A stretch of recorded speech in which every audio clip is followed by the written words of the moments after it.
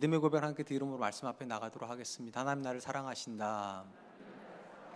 하나님은 내 인생의 크고 비밀한 계획을 가지고 계신다. 하나님은 오늘도 나와 동행하셔서 그 계획을 이루어 주신다. 아멘. 그렇게 될 줄로 믿습니다. 아멘. 성경이 우리에게 소개해 준 하나님은 지극히 인격적이십니다.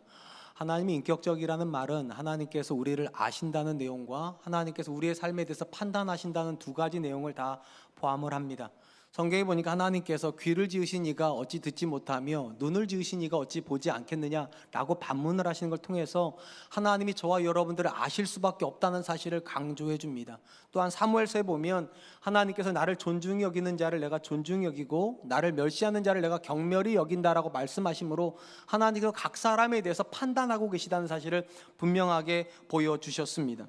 특별히 성경 안에서 하나님을 멸시한다라고 하는 개념이 우리에게 잘 익숙하지 않지만 놀랍게도 하나님은 사람이 하나님을 멸시할 수 있다라고 그렇게 기록을 하십니다. 일반적으로는 아마도 하나님을 인정하지 않는 사람들이 하나님을 멸시한다라고 생각하지만 사실은 성경 안에서는 하나님을 믿는 사람들이 하나님을 멸시하는 내용들이 주로 기록이 되어 있습니다. 특별히 사무엘서 보면 누가 하나님을 멸시하고 있는가, 놀랍게도 다윗이 하나님을 멸시하고 있는 모습을 보게 됩니다.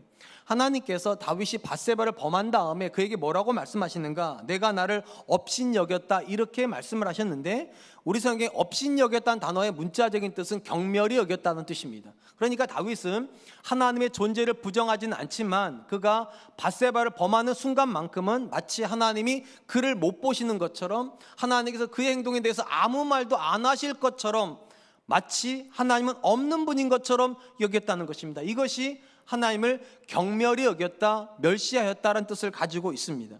하나님은 한 사람의 행동에 대해서 우리가 생각하는 것처럼 단순하게 생각하시지 않는 것 같습니다. 하나님은 모든 사람의 행동은 다 하나님과 관련이 있다라고 판단하시기 때문입니다. 어떤 사람은 하나님이 안 계시다고 생각하기 때문에 악을 선택을 하는 것이고요, 또 어떤 사람은 하나님이 계시다고 선택하고 선악간에 판단하신다고 믿기 때문에 선을 선택하는 것입니다.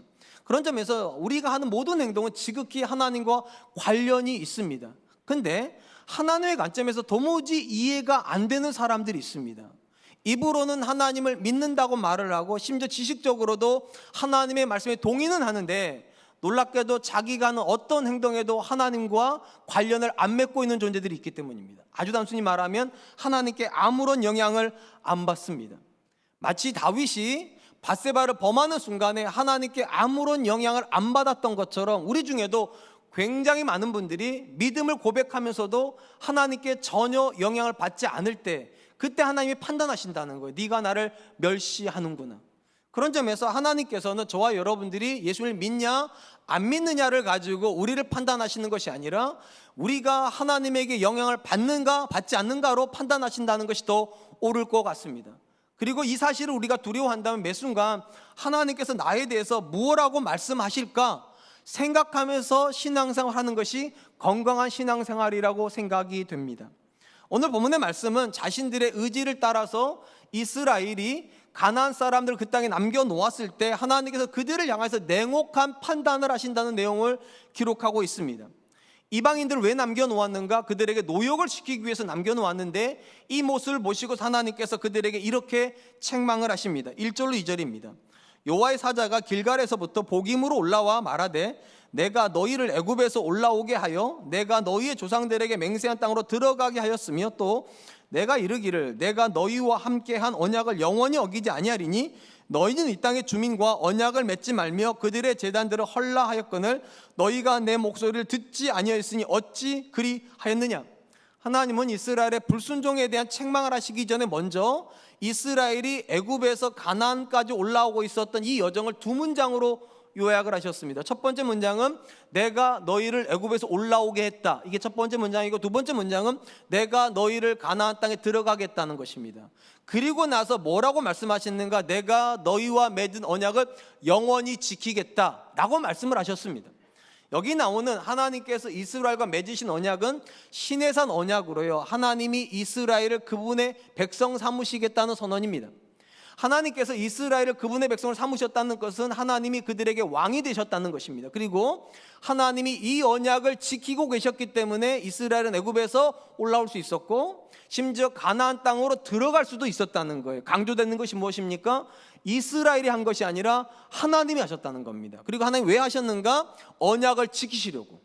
그리고 나서 이스라엘에게 명령하셨다는 거. 영원히 이 언약을 지킬 터이니까 너희는 그 땅에서 모든 백성을 내어 쫓고 그들의 우상을 철거하라고 명령하셨다는 것입니다. 근데 안타깝게도 이스라엘이 가나안 땅에 들어가자마자 쫓아내지도 않고 우상을 철거하지도 않았다는 겁니다. 뭘 말하는 겁니까? 그들이 하나님의 백성으로 살지 않겠다라고, 이방인들처럼 살겠다고 그렇게 선언을 해버렸다는 것입니다.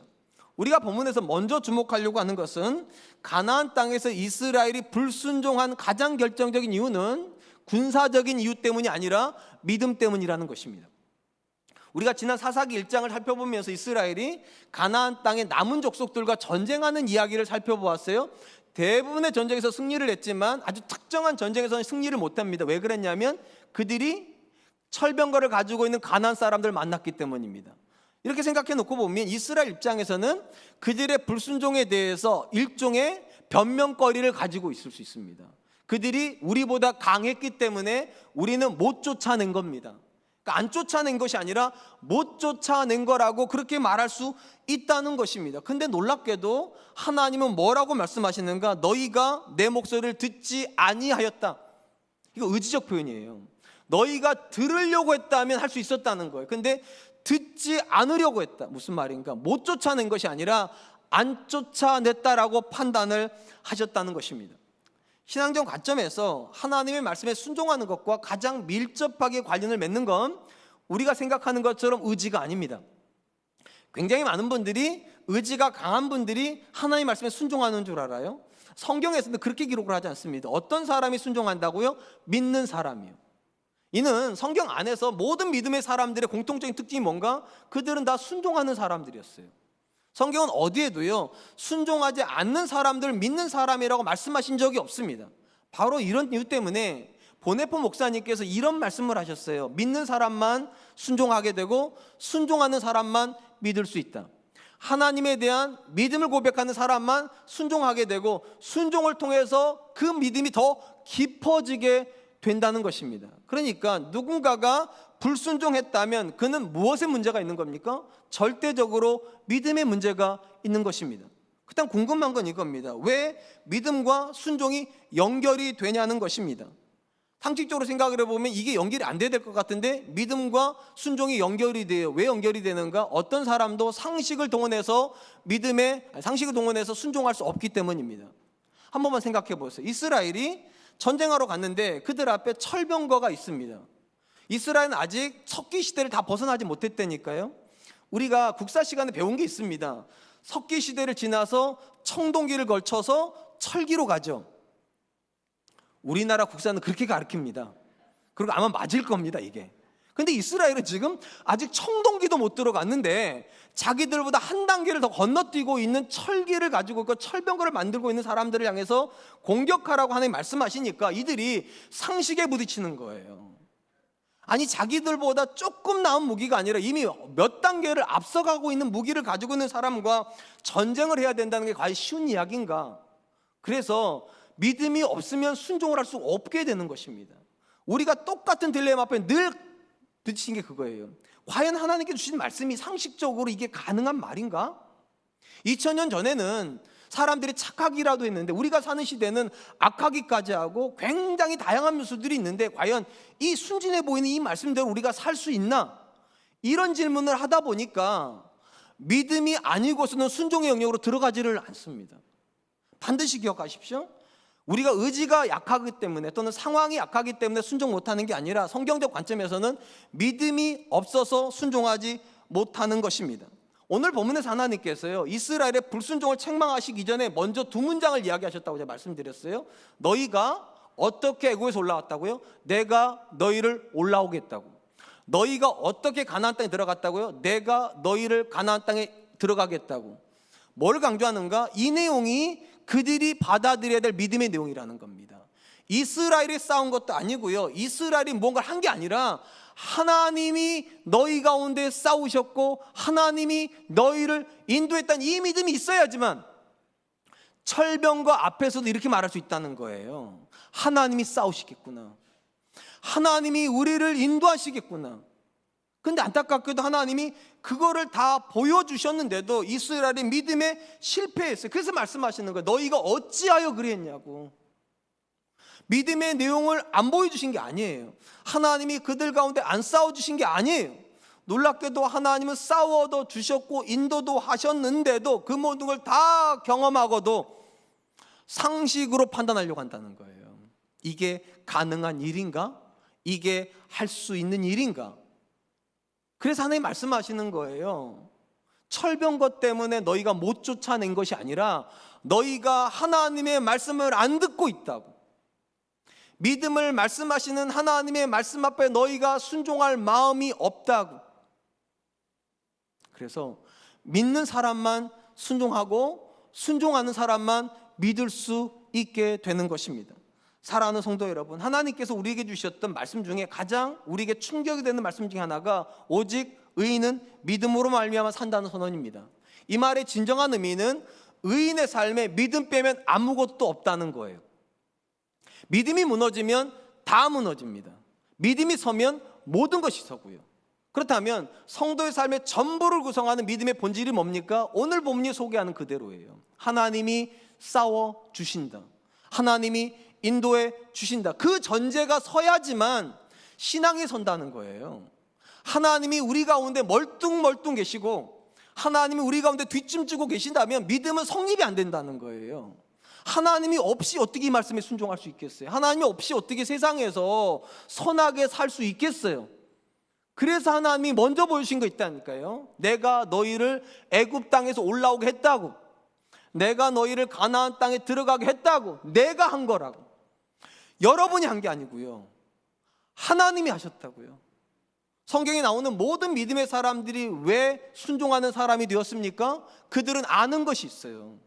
그들의 인생을 그들이 만든 것이 아니라 하나님이 만들어 주셨다는.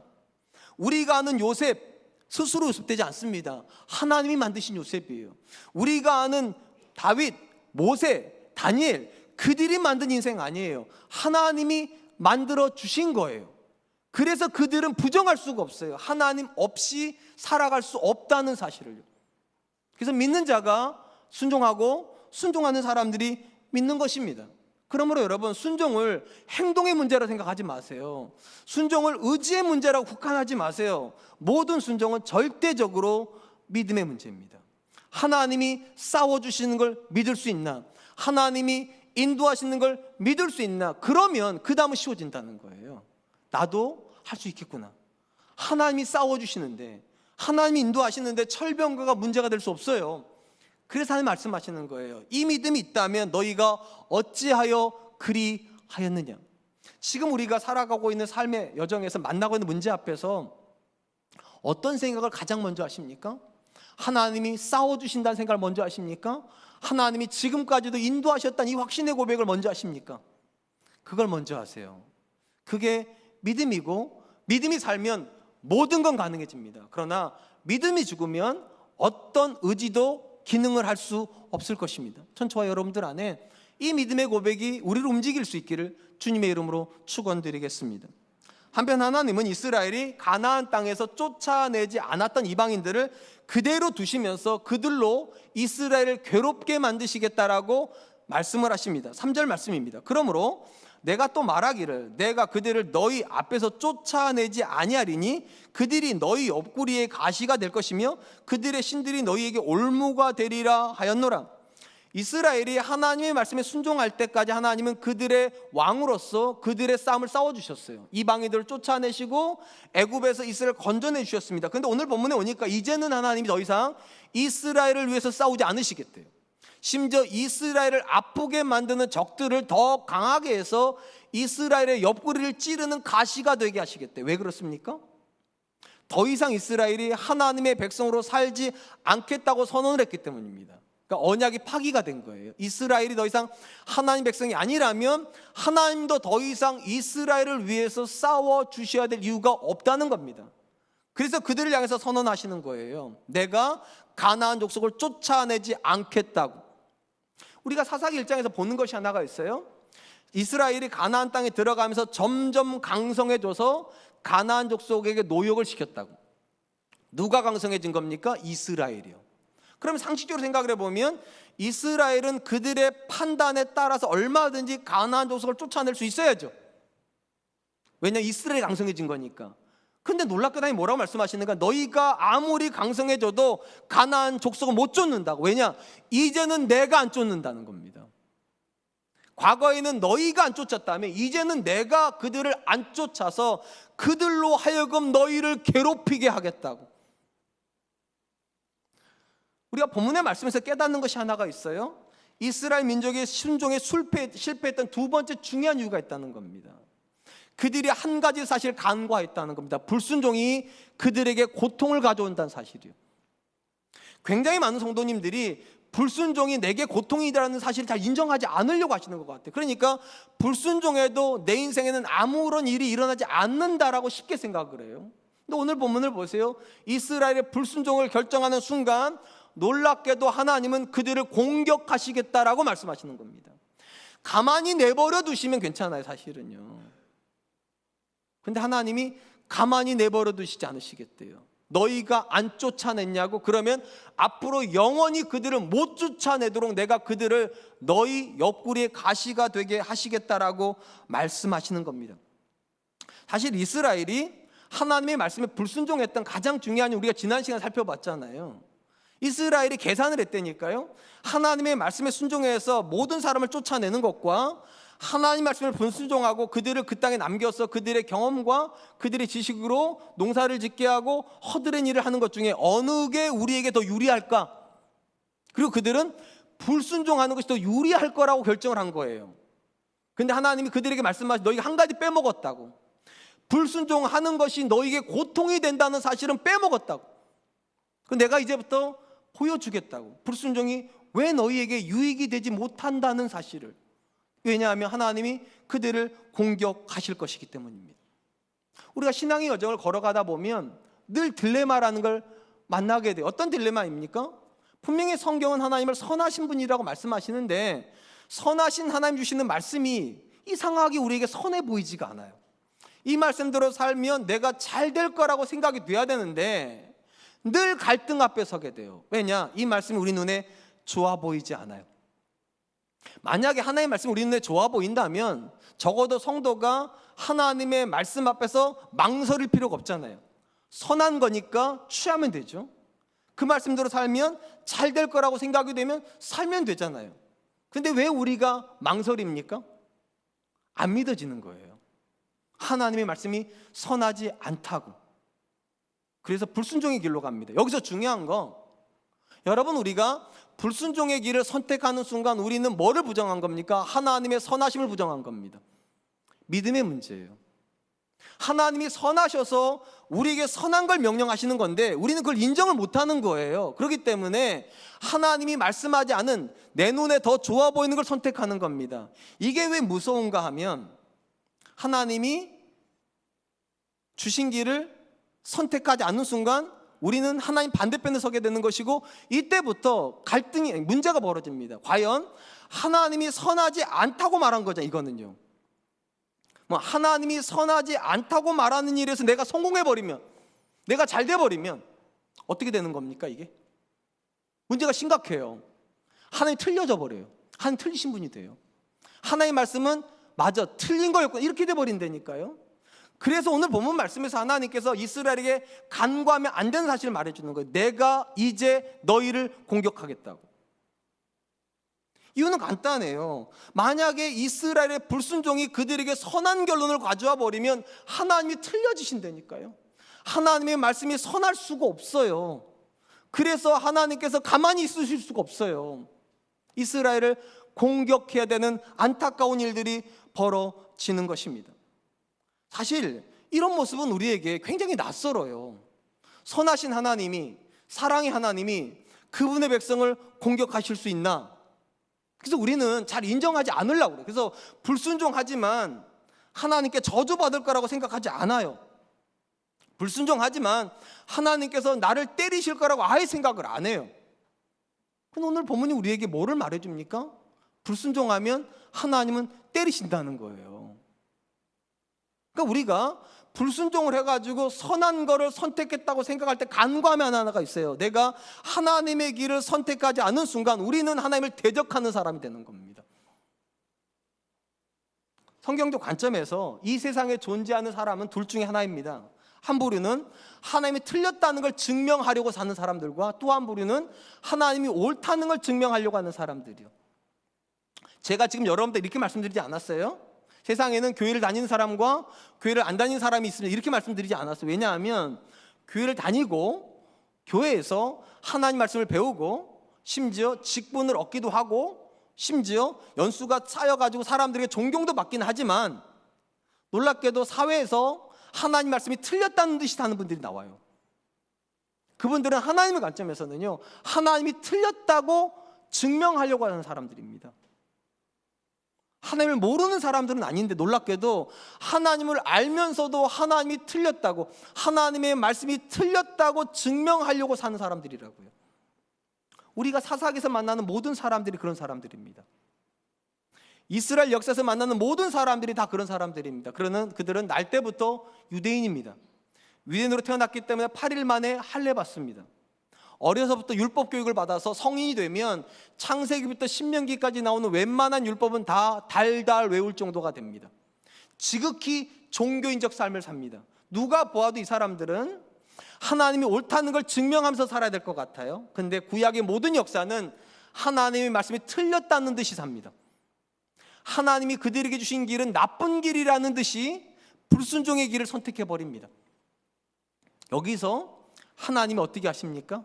가만 내버려 두시지 않습니다. 하나님이 이제 이방인의 편에 서십니다.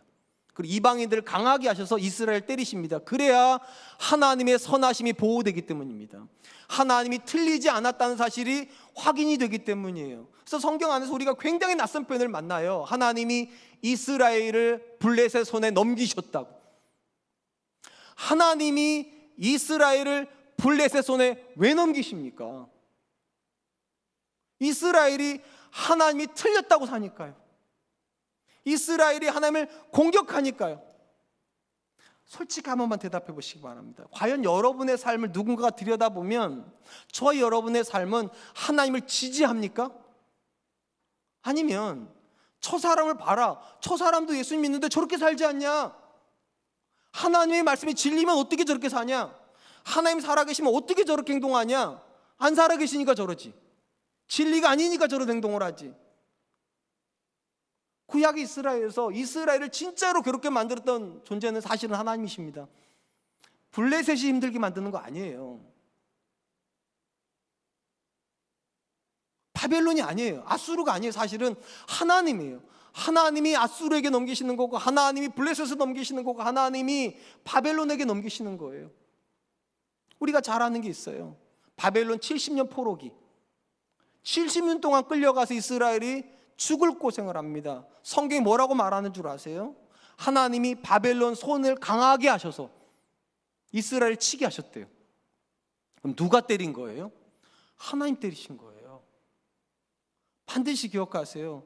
불순종은 그냥 행동의 문제가 아닙니다. 불순종은 대적하는 거예요. 하나님 당신이 틀렸다고, 하나님의 말씀이 틀렸다고 그 선택할 수 있어요. 근데 각오는 하셔야 돼요. 이제는 하나님 나를 때리시겠구나. 하나님이 내 길을 막으시겠구나. 왜 하나님께서 구약의 성경 우리에게 기록해주고 읽으라고 그러실까요?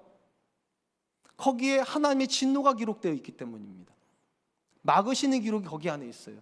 하나님이 그분의 백성을 공격하시는 기록이 그 안에 있어요. 불순종도 그래서 믿음의 문제입니다. 어떤 믿음이요? 하나님의 선하심을 믿지 못하기 때문에 내가 선한 길을 만들려고 하는 거예요. 사랑하는 성도 여러분, 솔직하게 한번 물어보겠습니다. 여러분들은 하나님이 여러분의 자녀를 괴롭게 하실 수 있다고 인정하십니까? 굉장히 많은 분들이 이거 인정 안 합니다. 그리고 어떻게 하십니까? 하나님이 나를 사랑하시고 내 자녀를 사랑하시고 우리에게 복 주시는 건 인정해요. 그리고 심지어 자기가 잘못된 선택을 하고도 뭐라고 말하는가? 하나님, 어쩔 수 없어서 그런 거니까 긍휼히 여겨주십시오.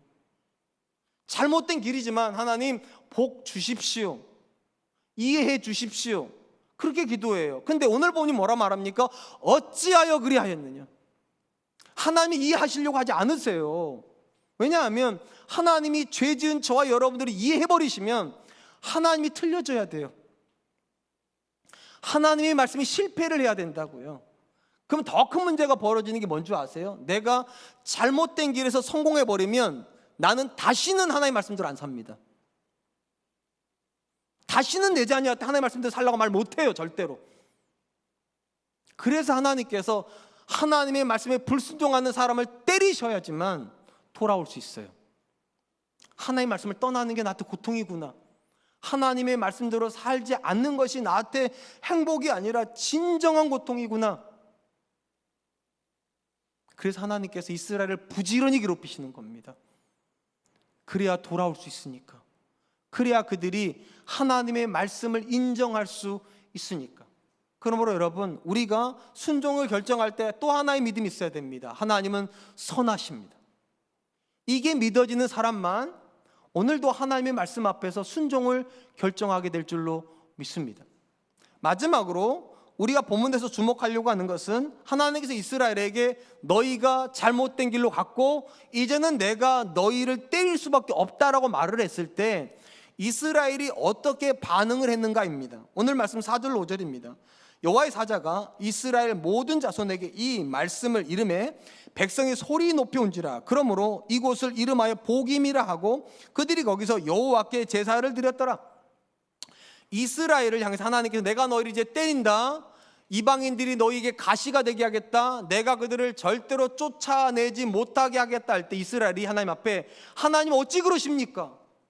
하나님 당신이 내 편이 우리 편이신데 우리 하나님이신데 어떻게 우리를 괴롭힙니까? 이렇게 안 했어요. 그들이 인정했어요. 하나님, 우리가 하나님 말씀에 불순종했습니다. 하나님 잘못했습니다. 울었어요. 그 다음에 그들이 어떻게 했다고? 하나님께 제사를 드렸대요. 우리 성경에 제사라고 단수로 번역하지만 복수형입니다. 그래서 학자들은 제사들을 드렸다 이렇게 번역을 합니다. 그럼 어떤 제사들을 드렸을까? 두 가지 제사를 드렸을 거라고 생각합니다. 첫 번째, 속죄제. 왜 속죄제인가? 이 속죄제가 회개를 의미하기 때문입니다.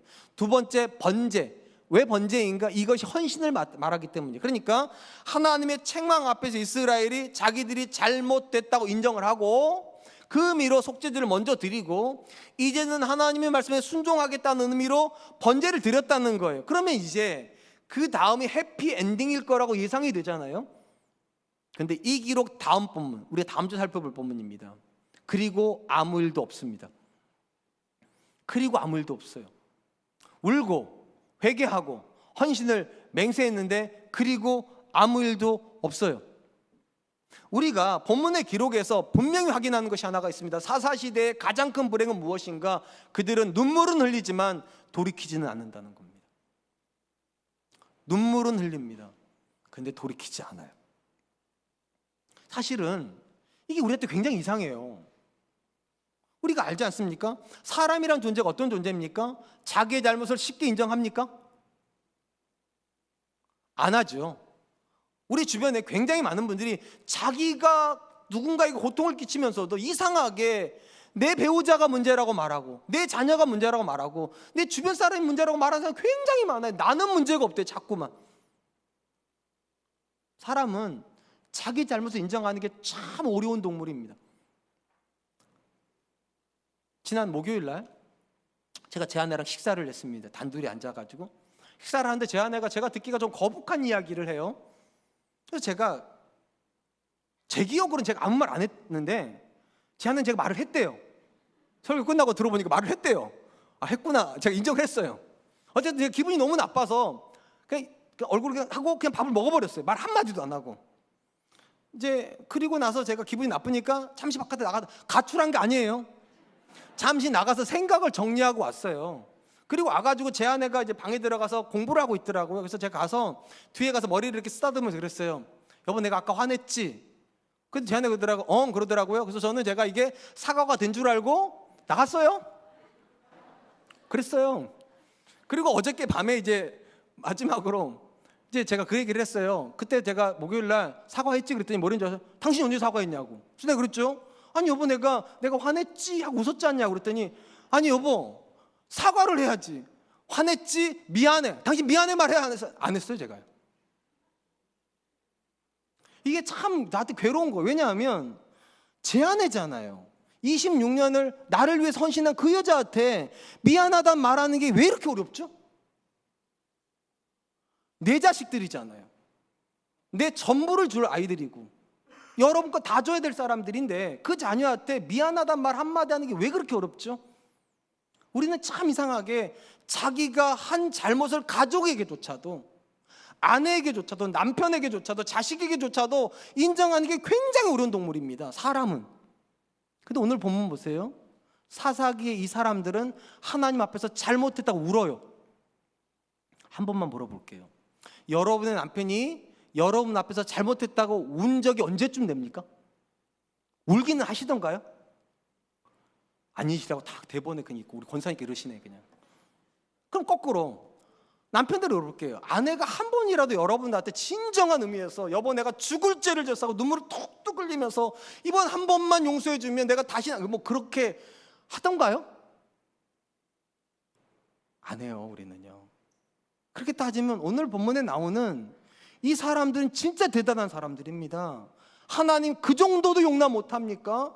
그 정도도 이해 못해줍니까? 우리가 철병과 앞에서 어떻게 싸웁니까? 이렇게 말해야 될 것 같은데 놀랍게도 그들은 잘못했답니다. 웁니다. 얼마나 울었던지요. 그 땅 이름이 복임이 돼버렸대요. 복임. 우는 자들이란 뜻이에요. 한두 사람이 운 게 아니라 온 백성이 얼마나 울었는지 땅 이름 자체를 우는 자들이라고 지어야 될 만큼 그들은 웁니다. 거기서 멈추지도 않아요. 제사를 2번이나 드려요. 잘못했다고 속죄제 드리고 그리고 하나님께 헌신하겠다고 번제를 드려요. 그런데 분명히 우리보다 나은 사람들인데 그리고 아무 일도 없어요. 여러분 우리도 다 비슷해요. 설교 듣거나 말씀을 들을 때 안 찔리세요? 저만 맨날 찔리나요? 전 설교할 때 그러거든요. 하나님 저도 찔리고 우리 성도들도 찔리고 듣는 자나 말하는 자가 함께 은혜 받게 해달라고 그래요. 저는 정말로. 그리고 제가 찔리면 여러분도 아마 찔릴 거라고 생각을 합니다. 그런데 왜 찔렸는데 그리고 하나님 앞에서 이런 삶을 살지 않겠다고 생각도 했고 잘못됐다고 생각도 했는데 왜 삶의 자리로 돌아가면 그리고 아무 일도 없을까요? 오늘 본문에서 우리가 깨닫는 것이 하나가 있어요. 그들은 우리보다 분명히 나은 사람인데 우리랑 똑같은 결정들을 해버렸다는 겁니다. 왜 그럴까? 이 또한 믿음이기 때문입니다. 이 또한 믿음이 문제예요. 하나님 앞에서 그들이 잘못됐다, 이젠 돌아가야 되겠다, 하나님 말씀하신 대로 살겠다고 집으로 돌아갑니다. 결단으로 돌아갔어요. 그리고 나서 자기 집 앞에서 일하고 있는 허드렛 일을 하고 있는 이방인들을 보고 있었을 거예요. 그래서 생각을 했을 거예요. 저들을 쫓아내야 되겠는데, 이제는 내보내야 되겠는데, 내보내고 내일부터 내가 한 번도 안 지어본 농사를 믿음으로 지을 수 있나? 거기서 있다 해야 되는데 안 되지. 아무리 믿음이 좋아도 한 번도 안 해본 일을, 경험도 없는 일을, 지식도 없는 일을 내가 믿음으로 할 수 있나? 현실 앞에 서요. 현실 앞에. 더 큰 문제가 뭔지 아세요? 지금까지는 내가 내 손에 더러운 거 안 묻혀도 됐어요. 쓰레기 그들이 다 치워주고, 청소 그들이 다 했고, 밥 짓는 그들이 다 했고, 온갖 허드렛 일을 다 그들이 했는데 이제는 그들 없이 내가 그 일을 해야 되는 게 불편해요. 왜 우리가 죄에 쉽게 들어가면 안 되는 줄 아십니까? 죄는요 우리에게 편한 삶을 만들어줍니다. 그리고 돌아오려면 그 편한 걸 포기하고 와야 되는데 그게 안 돼요. 믿음은 손해를 결정하는 거고 믿음은 고난을 결정하는 건데 죄 속에서 이미 너무 편한 걸 우리 애들 말로 꿀을 빨아버려서 우리가요. 그러면 내가 꿀을 만들려고 하지 않아요. 가지고 온 누군가의 수고를 내가 받아 먹으려고 하지. 그래서 이스라엘 민족은요 하나님의 관점에서 자기들이 틀렸다는 건 인정해요. 근데 그러나 믿음으로 지금처럼 똑같은 결과물을 만드는 자신이 없어요. 그들처럼 농사지을 자신이 없어요. 내 손을 가지고 불편하게 살 자신이 없어요. 그래서 틀렸지만 그 삶에서 돌아서지를 못하는 겁니다. 믿음이 있어야 돼. 사실은요, 한 번도 안 지어본 농사이지만 믿음으로 지을 수 있다. 누구도 그 길을 가본 적이 없지만 믿음으로 그 길을 갈 수 있다. 아멘. 죽어도 안 해요. 그리고 결단해야 돼요.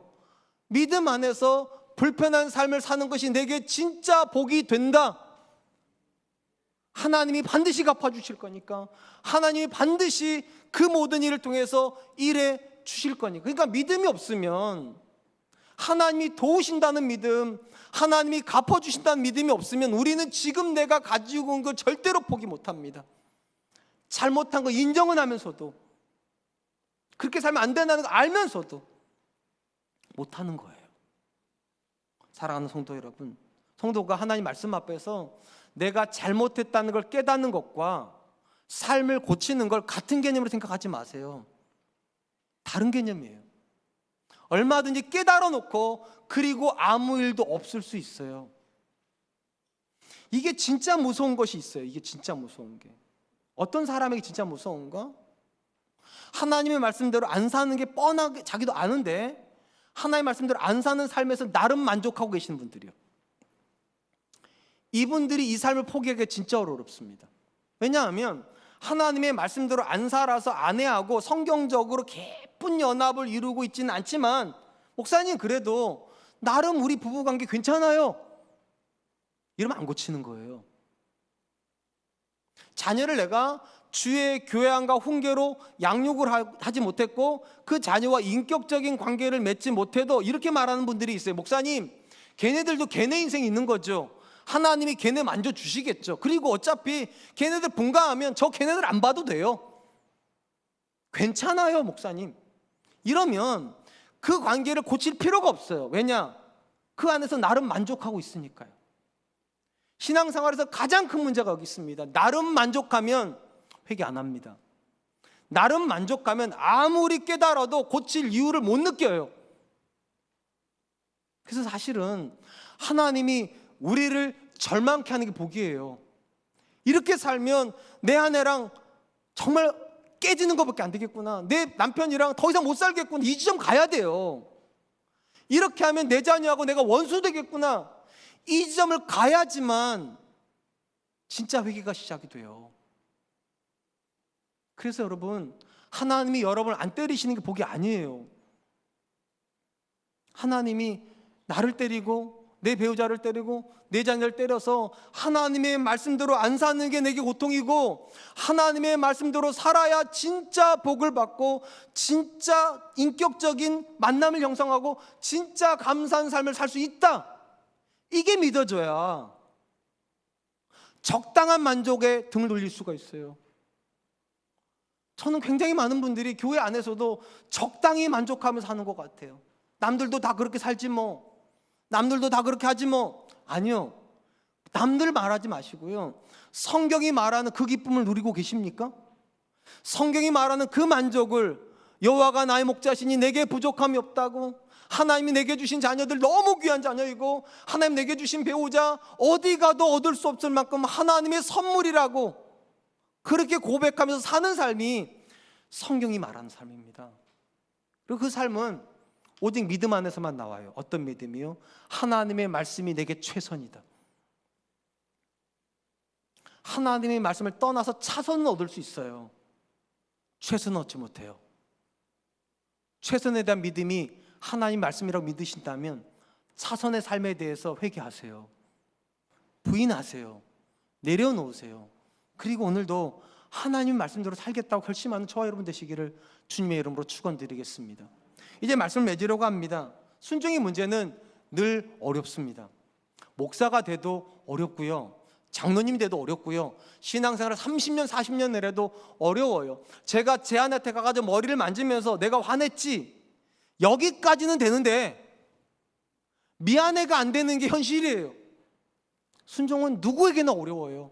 왜냐하면 순종은 믿음 있는 사람에게만 가능하기 때문입니다. 많이 배운 사람이 아니라 성품이 좋은 사람이 아니라, 의지가 강한 사람이 아니라 오직 믿음 있는 사람이 믿어 순종하게 되나니. 오늘 본문에서 우리에게 세 가지 믿음을 이야기합니다. 순종하기 위한 세 가지 믿음. 첫 번째, 하나님이 싸우시고 하나님이 인도하는 사람만 무모해 보이는 말씀 앞에 순종을 결단을 하게 됩니다. 두 번째, 하나님이 그분의 말씀에 불순종하는 사람을 때리신다.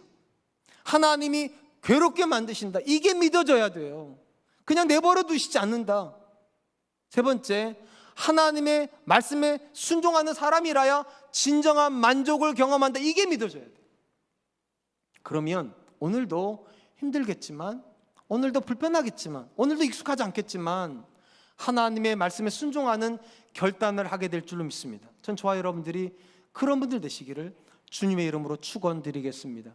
오늘도 주신 말씀을 기억하면서 세 가지를 같이 기도하도록 하겠습니다. 첫 번째, 하나님이 오늘도 내 삶에서 일하시고 싸우신다는 믿음을 가지고 순종을 결단하는 사람 되게 해주십시오. 두 번째, 하나님 말씀을 불순종할 때마다 내 마음속에 두려움 있게 하여 주십시오. 하나님께서 나를 때리신다, 하나님이 나를 공격하실 수 있다는 이 두려움 때문에 하나님의 말씀으로 돌아갈 수 있는 사람 되게 해주십시오. 세 번째, 하나님 말씀에 순종할 때 진정한 만족, 진정한 기쁨, 진정한 감사를 경험한다는 믿음 주시고, 오늘도 힘들지만 말씀에 순종하는 삶을 결단하게 하여 주시옵소서. 우리 같이 한 번만 기도하겠습니다. 기도합니다.